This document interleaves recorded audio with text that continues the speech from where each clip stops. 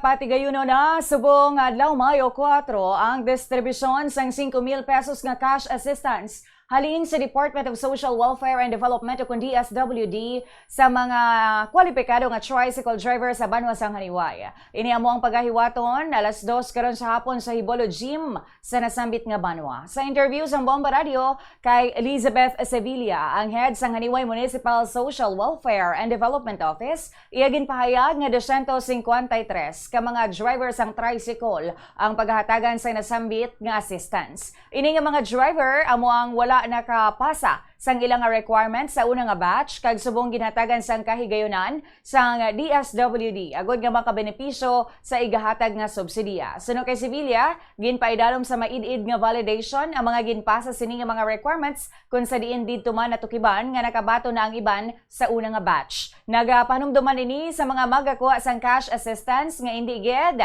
pagkalimtan nga dalon ang driver's license kag photocopy sang ilang nga mga lisensya nga may 3 ka specimen signatures.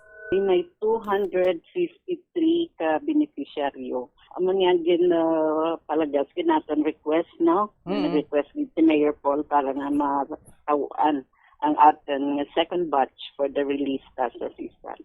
Pareho lang, 5,000 pesos sa qualified nga tricycle driver. Happy gid ang aton nga Banwa kay natagaan kita tsansa no ka DSWD nga sawaan sa second batch kita.